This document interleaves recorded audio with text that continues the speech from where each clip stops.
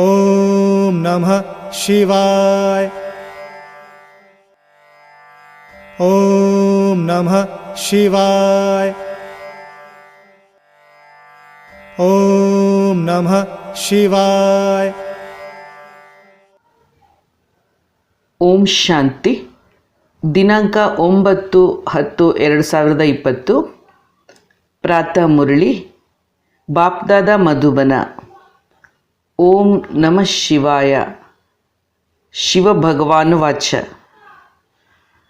ಶಿವ ತಂದೆಯೇ ನಮಗೆ ತಿಳಿಸಿ ಹೇಳುತ್ತಿದ್ದಾರೆ ಎಂಬುದನ್ನು ನೀವು ಮಕ್ಕಳು ಅರ್ಥ ಮಾಡಿಕೊಂಡಿದ್ದೀರಾ. ಸರ್ವಶ್ರೇಷ್ಠನಾದ ಶಿವ ತಂದೆಯ ಮಹಿಮೆ ಅಪಾರವಾದದ್ದಾಗಿದೆ. ಶಿವ ತಂದೆಯು ತಿಳಿಸುತ್ತಿದ್ದಾರೆ, ಎಲ್ಲವೂ ಸೃಷ್ಟಿ ನಾಟಕದನುಸಾರವಾಗಿ, ಅರ್ಥಾತ್ ಕರ್ಮಫಲದ ನಿಯಮಾನುಸಾರವಾಗಿಯೇ ನಡೆಯುತ್ತದೆ. ಇದರಲ್ಲಿ ನನ್ನ ಕೈವಾಡ ಇರುವುದಿಲ್ಲ. ಆದರೂ ನಾನು ಸಹ ಕರ್ಮ ಫಲದ ನಿಯಮದ ಈ ಸೃಷ್ಟಿ ನಿಯಮಕ್ಕೆ ಬದ್ಧನಾಗಿರುತ್ತೇನೆ. ನೀವು ಶಿವ ತಂದೆಯನ್ನೇ ನೆನಪು ಮಾಡುವುದರ ಮೂಲಕ ಸರ್ವಶಕ್ತಿಗಳನ್ನು ಪಡೆದುಕೊಳ್ಳುತ್ತೀರಾ ಹಾಗೂ ಪವಿತ್ರರಾಗುವುದರಿಂದ ತಮೋಪ್ರಧಾನ ಆತ್ಮರು ಸತೋಪ್ರಧಾನ ಆಗುವಿರಿ. ಶಿವ ತಂದೆಯು ಸರ್ವಶಕ್ತಿವಂತನಾಗಿದ್ದಾರೆ. ಅವರೇ ನಮಗೆ ಜ್ಞಾನವನ್ನು ಕಲಿಸುತ್ತಾರೆ, ಬೋಧಿಸುತ್ತಾರೆ. ಮಕ್ಕಳೇ, ಆತ್ಮರೆಂದು ತಿಳಿದು ನನ್ನನ್ನು ನೆನಪು ಮಾಡಿದಾಗ ನಿಮ್ಮ ವಿಕರ್ಮಗಳೆಲ್ಲವೂ ವಿನಾಶವಾಗುತ್ತದೆ. ಅನಂತರ ಆತ್ಮರು ಸರ್ವಶಕ್ತಿವಂತರಾಗಿ ವಿಶ್ವದ ರಾಜ್ಯವನ್ನಾಳುವಿರಿ. ನಿರ್ಬಲರಾಗಿ ಉಳಿದರೆ ರಾಜ್ಯವನ್ನಾದರೂ ಹೇಗೆ ಮಾಡಲಾಗುತ್ತದೆ? ಶಕ್ತಿ ಯೋಗದಿಂದಲೇ ಪ್ರಾಪ್ತಿಯಾಗುತ್ತದೆ. ಆದ್ದರಿಂದ ಭಾರತದ ಪ್ರಾಚೀನ ರಾಜಯೋಗವು ಪ್ರಸಿದ್ಧವಾಗಿದೆ. ಮಕ್ಕಳೇ, ನೀವು ಯಥಾಶಕ್ತಿ ಶಿವ ತಂದೆಯನ್ನು ನೆನಪು ಮಾಡಿ ಆನಂದದಲ್ಲಿರುವಿರಿ. ನಿಮಗೆ ಅರಿವಾಗಿದೆ, ನಾವು ಆತ್ಮಗಳು ಶಿವ ತಂದೆಯನ್ನೇ ನೆನಪು ಮಾಡುವುದರಿಂದ ವಿಶ್ವ ಸ್ವರಾಜ್ಯವನ್ನು ಪ್ರಾಪ್ತಿ ಮಾಡಿಕೊಳ್ಳುತ್ತೇವೆ. ಆ ರಾಜ್ಯ ಭಾಗ್ಯವನ್ನು ನಮ್ಮಿಂದ ಕಸಿದುಕೊಳ್ಳಲು ಯಾರಲ್ಲೂ ಶಕ್ತಿ ಇರುವುದಿಲ್ಲ. ಸರ್ವಶ್ರೇಷ್ಠನಾದ ಶಿವ ತಂದೆಯ ಮಹಿಮೆಯನ್ನು ಎಲ್ಲರೂ ಮಾಡುತ್ತಾರಾದರೂ ಯಥಾರ್ಥವಾಗಿ ಅರಿತುಕೊಂಡಿಲ್ಲ. ಈ ಜಗತ್ ನಾಟಕದ ಬಗ್ಗೆ ಅರಿತಿದ್ದರೆ ವಾಸ್ತವದಲ್ಲಿ ಈ ಸೃಷ್ಟಿ ನಾಟಕದ ಆದಿ ಅಂತ್ಯದ ಕಥೆಯೂ ಸಹ ಸ್ಮೃತಿಯಲ್ಲಿರಬೇಕಿತ್ತಲ್ಲವೇ? ಇದು ಸೃಷ್ಟಿ ಎಂಬ ನಾಟಕವಾಗಿದೆ. ಇಲ್ಲಿ ನಾವು ಪಾತ್ರವನ್ನು ಅಭಿನಯಿಸಲು ಬಂದಿದ್ದೇವೆ ಎಂದೆಲ್ಲ ಹೇಳುತ್ತಾರಾದರೂ ವಾಸ್ತವವಾಗಿ ಈ ಸೃಷ್ಟಿ ನಾಟಕದ ತ್ರಿಕಾಲ ಜ್ಞಾನ ಎಲ್ಲರಿಗೂ ಗೊತ್ತಿಲ್ಲ. ನಾವೆಲ್ಲ ಆತ್ಮರು ಮೇಲಿನಿಂದ ಬರುತ್ತೇವೆ ಎಂಬುದನ್ನು ಹೇಳುತ್ತಾರೆ. ಸತ್ಯಯುಗದಲ್ಲಿ ಜನಸಂಖ್ಯೆ ಕಡಿಮೆ ಇರುತ್ತದೆ. ಕ್ರಮೇಣವಾಗಿ ಮೇಲಿನಿಂದ ಆತ್ಮಗಳು ಬರುತ್ತಾ ಜನಸಂಖ್ಯೆ ವೃದ್ಧಿಯಾಗುತ್ತದೆ.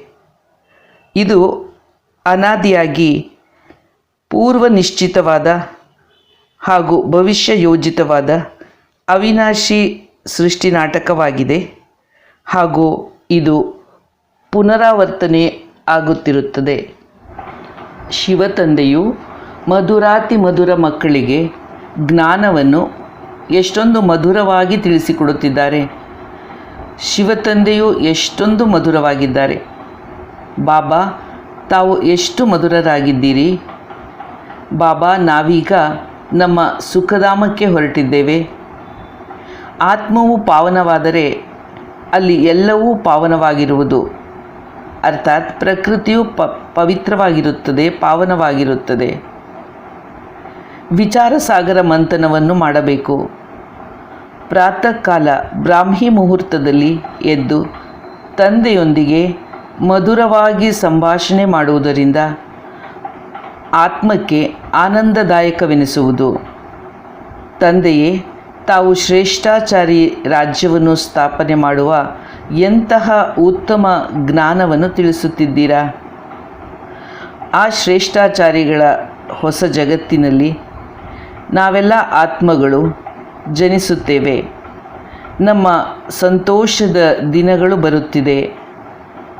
ಸಂತೋಷ ಒಂದು ಔಷಧದಂತೆ ಕೆಲಸ ಮಾಡುತ್ತೆ. ಆದ್ದರಿಂದ ಸಂತೋಷಕ್ಕಿಂತ ಮಿಗಿಲಾದ ಔತಣವಿಲ್ಲ ಎಂಬ ಗಾಯನವೂ ಇದೆ.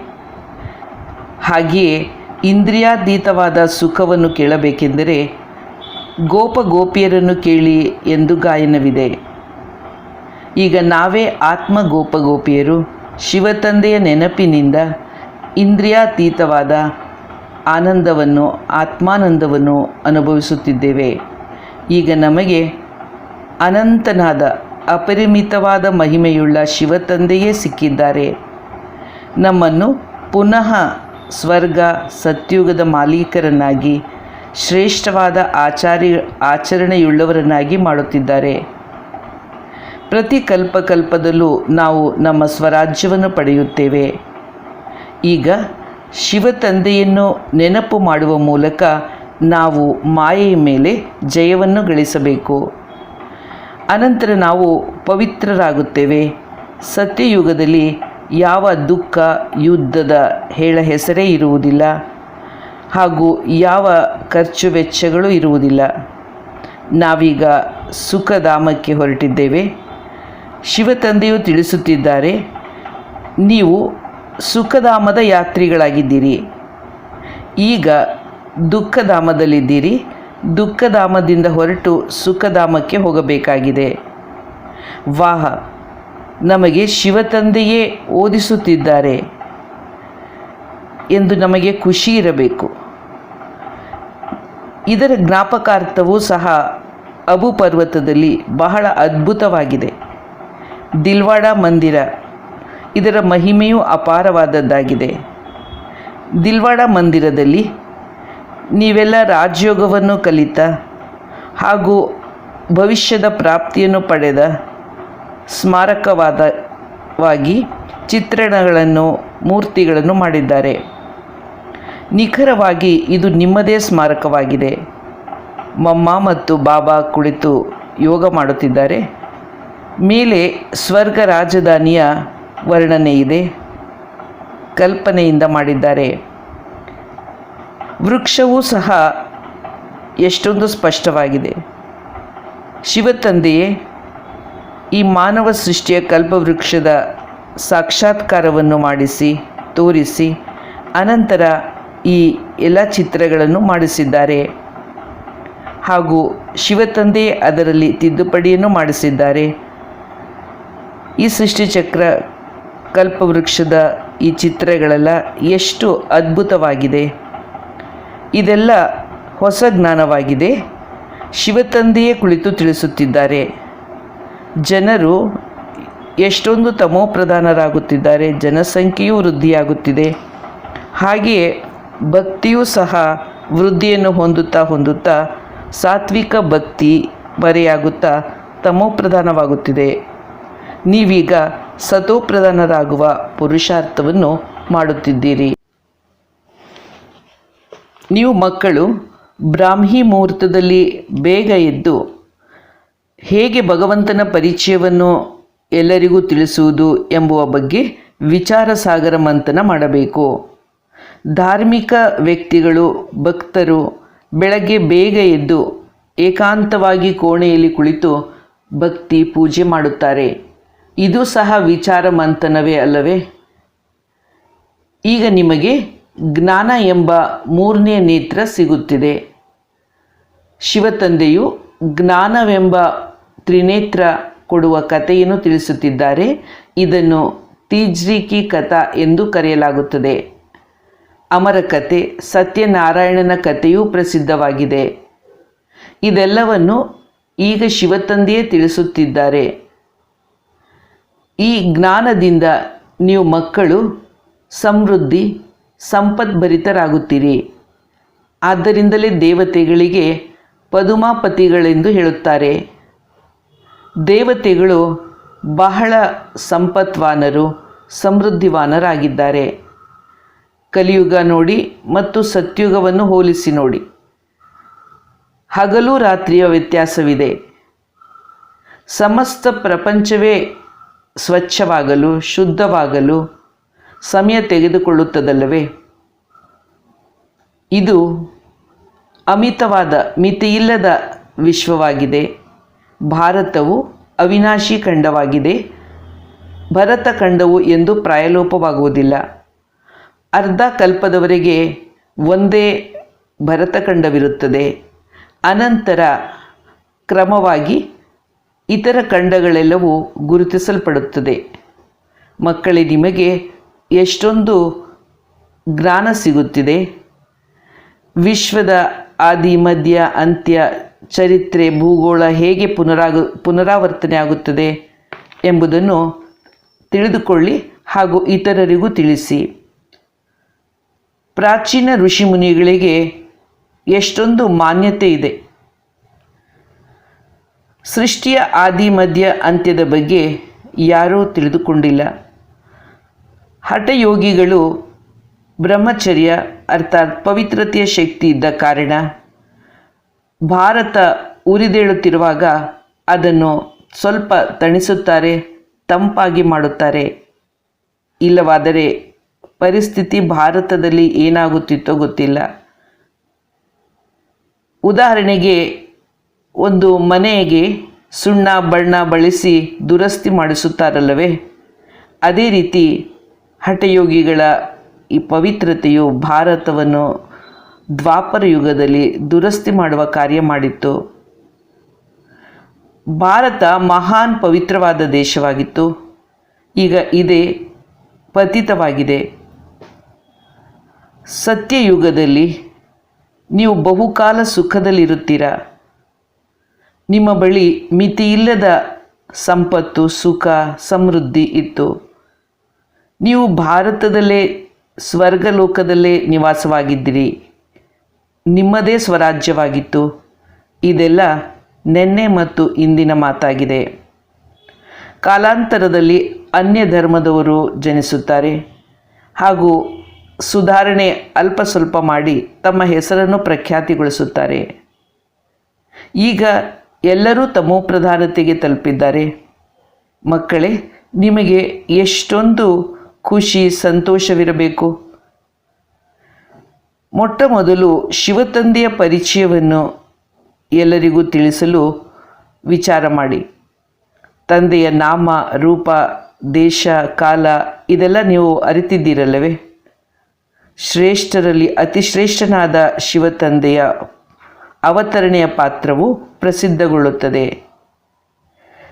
ಆ ಶಿವತಂದೆಯೇ ನಿಮಗೆ ಆದೇಶಿಸುತ್ತಿದ್ದಾರೆ. ಪುನಃ ಸ್ವರ್ಗ ರಾಜಧಾನಿಯ ಸ್ಥಾಪನೆಯ ಕಾರ್ಯದಲ್ಲಿ ಮಕ್ಕಳೇ, ನೀವು ನನಗೆ ಸಹಯೋಗಿಯಾಗಿ ಪವಿತ್ರತೆಯ ಸಹಯೋಗವನ್ನು ನೀಡಿ. ನಿಮಗಾಗಿ ಪವಿತ್ರ ಜಗತ್ತಿನ ಸ್ಥಾಪನೆಯಾಗಬೇಕಾಗಿದೆ. ಈ ಹಳೆಯ ಪ್ರಪಂಚವು ಬದಲಾಗಲಿದೆ. ಅನಂತರ ಸತ್ಯಯುಗದಲ್ಲಿ ಸೂರ್ಯವಂಶ, ಚಂದ್ರವಂಶದ ರಾಜ್ಯವಿರುವುದು. ಈ ಜ್ಞಾನಮಯವಾದ ಸೃಷ್ಟಿಚಕ್ರದ ಬಗ್ಗೆ, ಕಲ್ಪವೃಕ್ಷದ ಬಗ್ಗೆ, ಚಿತ್ರಗಳ ಬಗ್ಗೆ ತಿಳಿಸಿಕೊಡುವುದು ಬಹಳವೇ ಚೆನ್ನಾಗಿ ಎನಿಸುತ್ತದೆ. ಇದರಲ್ಲಿ ಸ್ಪಷ್ಟವಾಗಿ ಅಂಕೆ ಸಂಖ್ಯೆಗಳೆಲ್ಲವೂ ಬರೆಯಲ್ಪಟ್ಟಿದೆ. ಭಾರತದ ಪ್ರಾಚೀನ ರಾಜಯೋಗವೆಂದರೆ ಶಿವತಂದೆಯ ನೆನಪು ಅರ್ಥಾತ್ ಸ್ಮರಣೆ ಮಾಡುವುದು. ನೆನಪಿನಿಂದಲೇ ವಿಕರ್ಮಗಳು, ಪಾಪಕರ್ಮಗಳು ಭಸ್ಮವಾಗುತ್ತದೆ ಹಾಗೂ ಜ್ಞಾನ ಎಂಬ ವಿದ್ಯೆಯ ಆಚರಣೆಯಿಂದ ಪದವಿಯು ಲಭ್ಯವಾಗುತ್ತದೆ. ದೈವಿ ಗುಣಗಳನ್ನು ಸಹ ಅತಿ ಮುಖ್ಯವಾಗಿ ಧಾರಣೆ ಮಾಡಬೇಕಾಗಿದೆ. ಆದರೆ ಹೌದು, ಮಾಯೆಯೂ ಸಹ ಬಿರುಗಾಳಿಯ ರೂಪದಲ್ಲಿ ನಿಮಗೆ ವಿಘ್ನವನ್ನು ತರುತ್ತದೆ. ಆದರೆ ನೀವು ವಿಜಯಿಗಳಾಗಿ ಪ್ರಾತಃ ಬೇಗನೆ ಎದ್ದು ಶಿವತಂದೆಯೊಂದಿಗೆ ಮಾನಸಿಕವಾಗಿ ವಾರ್ತಾಲಾಪವನ್ನು ಮಾಡುವುದು, ಮನಸ್ಸಿನಿಂದ ಮಾತನಾಡುವುದು ಬಹಳವೇ ಉತ್ತಮವಾದ ಸಾಧನೆಯಾಗಿದೆ. ಭಕ್ತಿಗಾಗಲಿ ಜ್ಞಾನಕ್ಕಾಗಲಿ ಮುಂಜಾನೆಯ ಸಮಯವು ಅತ್ಯಂತ ಶುದ್ಧವಾದದ್ದಾಗಿರುತ್ತದೆ. ಮುಂಜಾನೆ ಬೇಗ ಎದ್ದು ಮಧುರಾತಿ ಮಧುರ ತಂದೆಯೊಂದಿಗೆ ಮಧುರವಾಗಿ ಮನಸ್ಸಿನಿಂದ ಮಾತನಾಡಬೇಕು. ಶಿವತಂದೆಯೇ, ತಾವೀಗ ನಮ್ಮನ್ನು ಶ್ರೇಷ್ಠಾಚಾರ್ಯ ಪ್ರಪಂಚಕ್ಕೆ ಕರೆದೊಯ್ಯುತ್ತಿರುತ್ತೀರಾ. ಎಷ್ಟೊಂದು ಆತ್ಮದಲ್ಲಿ ಖುಷಿ ನಶೆ ಇರಬೇಕು. ಅಮೃತ ವೇಳೆಯಲ್ಲಿ ಎದ್ದು ಕುಳಿತು ಶಿವತಂದೆಯೊಂದಿಗೆ ಆತ್ಮಿಕ ಸಂಭಾಷಣೆಯನ್ನು ಮಾಡಿ, ಆಗ ನಿಮ್ಮ ಆತ್ಮದಲ್ಲಿ ಭಾಗ್ಯವು ಪುಣ್ಯವು ಜಮಾ ಆಗುತ್ತದೆ. ಶಿವತಂದೆಯೇ ನಮ್ಮನ್ನು ನರಕವಾಸಿಗಳಿಂದ ಸ್ವರ್ಗವಾಸಿಗಳನ್ನಾಗಿ ಮಾಡುತ್ತಿದ್ದಾರೆ. ಅಂತಹ ಸ್ವರ್ಗದಲ್ಲಿ ಮೊದಲು ನಾವು ಬರುತ್ತೇವೆ ಹಾಗೂ ಸತ್ಯತ್ರೇತ ದ್ವಾಪರ ಕಲಿಯುಗ ಹೀಗೆ ಆಲ್ರೌಂಡ್ ಪಾತ್ರವನ್ನು ನಾವೇ ಅಭಿನಯಿಸಿದ್ದೇವೆ. ಈಗ ಶಿವತಂದೆಯೇ ತಿಳಿಸುತ್ತಿದ್ದಾರೆ, ಮಕ್ಕಳೇ, ಈ ಚೀಚಿ ಅಂದರೆ ಕೊಳಕಾದ ಶರೀರವನ್ನು ಬಿಟ್ಟು ಬಿಡಿ, ಅರ್ಥಾತ್ ಮರೆತು ಬಿಡಿ. ದೇಹ ಸಮೇತವಾಗಿ ಇಡೀ ಪ್ರಪಂಚದ ಬಗ್ಗೆ ವಿಸ್ಮೃತಿ ಅಂದರೆ ಸರ್ವಧರ್ಮಾನ್ ಪರಿತ್ಯಜ್ಯ ಮಾಮೇಕಂ ಶರಣಂ ವ್ರಜ ಎನ್ನುವಂತೆ ಈ ದೇಹ ಹಾಗೂ ದೇಹ ಧರ್ಮಗಳನ್ನು ಬಿಟ್ಟು ತಂದೆಯ ನೆನಪಿನಲ್ಲಿರಿ. ಇದೇ ಅಪರಿಮಿತವಾದ ಸನ್ಯಾಸವಾಗಿದೆ, ಅರ್ಥಾತ್ ಬುದ್ಧಿಯಿಂದ ಸನ್ಯಾಸ ಮಾಡುವುದು. ಸತ್ಯಯುಗದಲ್ಲಿ ನೀವು ವೃದ್ಧರಾದಾಗ ಸಾಕ್ಷಾತ್ಕಾರವಾಗುತ್ತದೆ. ನಾನು ಈ ದೇಹ ತ್ಯಜಿಸಿ ಮತ್ತೊಂದು ಮಗುವಾಗಿ ಜನಿಸುತ್ತೇನೆ ಎಂದು. ಆಗ ಖುಷಿ ಎನಿಸುತ್ತದೆ, ಏಕೆಂದರೆ ಬಾಲ್ಯ ಜೀವನ ಅತಿ ಉತ್ತಮವಾದದ್ದು. ಪ್ರಾತಃ ಕಾಲದಲ್ಲಿ ಎದ್ದು ಹೀಗೆಲ್ಲ ತಾವು ವಿಚಾರ ಸಾಗರ ಮಂಥನವನ್ನು ಮಾಡಬೇಕು. ಇದರಿಂದ ನಿಮ್ಮ ಬುದ್ಧಿಗೆ ಅನೇಕ ಪ್ರೇರಣೆ ಯುಕ್ತಿ ಶಕ್ತಿಗಳು ಸಿಗುತ್ತದೆ. ಆಗ ನಿಮಗೆ ಅತ್ಯಾನಂದವಾಗುತ್ತದೆ. ಆನಂದದಲ್ಲಿ ಜ್ಞಾನಾನಂದದಲ್ಲಿ ಗಂಟೆ 2 ಗಂಟೆಗಳು ಕಳೆದರೂ ನಿಮಗೆ ಗೊತ್ತೇ ಆಗುವುದಿಲ್ಲ. ಇದೇ ಅಭ್ಯಾಸವಾದಷ್ಟು ದಿನೇ ದಿನೇ ನಿಮ್ಮ ಸಂತೋಷವು ಹೆಚ್ಚತೊಡಗುತ್ತದೆ. ನಿತ್ಯ ಕರ್ಮಗಳನ್ನು ಮಾಡುವಾಗ, ನಡೆದಾಡುವಾಗ, ಕೆಲಸ ಕಾರ್ಯಗಳನ್ನು ಮಾಡುವಾಗಲೂ ಶಿವತಂದೆಯ ಸ್ಮೃತಿ ಧ್ಯಾನ ಮಾಡಬೇಕಾಗಿದೆ. ತಂದೆಯ ನೆನಪು ಮಾಡಲು ಬೇಕಾದಷ್ಟು ಅವಕಾಶವಿದೆ. ಈ ಮಧ್ಯೆ ವಿಘ್ನಗಳಂತೂ ಬಂದೇ ಬರುತ್ತವೆ. ನೀವು ಹೆದರದೆ ಮುನ್ನಡೆಯಬೇಕು. ಸಾಮಾನ್ಯವಾಗಿ ವ್ಯಾಪಾರ ಮಾಡತಕ್ಕಂತಹ ಜನರಿಗೆ ವ್ಯಾಪಾರದಲ್ಲಿ ಆದಾಯವಿದ್ದಾಗ ನಿದ್ದೆ ಬರುವುದಿಲ್ಲ. ಕೆಲಸವಿಲ್ಲದವರು ಹೆಚ್ಚಾಗಿ ನಿದ್ರಿಸುತ್ತಾರೆ. ಮಕ್ಕಳೇ, ನೀವು ಸಾಧ್ಯವಾದಷ್ಟು ಶಿವತಂದೆಯನ್ನೇ ನೆನಪು ಮಾಡುತ್ತಾ ಇರಿ. ಅಡುಗೆ ಮಾಡುವಾಗಲೂ ನಿಮ್ಮ ಬುದ್ಧಿಯಲ್ಲಿರಲಿ, ನಾನು ಶಿವತಂದೆಗಾಗಿ ಭೋಜನವನ್ನು ತಯಾರಿಸುತ್ತೇನೆ, ಶಿವತಂದೆಗಾಗಿಯೇ ನಾನು ಇದನ್ನು ಮಾಡುತ್ತಿದ್ದೇನೆ. ಹೀಗೆ ಭೋಜನವನ್ನು ಬಹಳ ಶ್ರದ್ಧೆ ಶುದ್ಧತೆಯಿಂದ ತಯಾರಿಸಬೇಕು. ಯಾವುದೇ ಗಡಿಬಿಡಿಯ ಅಥವಾ ಅಶುದ್ಧ ಪದಾರ್ಥವಿರಬಾರದು. ಬಾಬರವರು ಸಹ ಭೋಜನ ಸ್ವೀಕರಿಸುವಾಗ ಶಿವತಂದೆಯನ್ನೇ ನೆನಪು ಮಾಡುತ್ತಾರಲ್ಲವೇ? ಒಳ್ಳೆಯದ್ದು. ಓಂ ಶಾಂತಿ. ಮಧುರಾತಿ ಮಧುರ ಅಗಲಿ ಹೋಗಿ ಮರಳಿ ಸಿಕ್ಕಿರುವ ಆತ್ಮಿಕ ಮಕ್ಕಳನ್ನು ಉದ್ದೇಶಿಸಿ ಮಾತಾಪಿತಾ ಬಾಪ್ ದಾದಾರವರ ನೆನಪು, ಪ್ರೀತಿ ಹಾಗೂ ಸುಪ್ರಭಾತ. ಆತ್ಮಿಕ ಮಕ್ಕಳಿಗೆ ಆತ್ಮಿಕ ಶಿವತಂದೆಯ ನಮಸ್ತೆ. ಓಂ ಶಾಂತಿ. ಓಂ ನಮಃ ಶಿವಾಯ.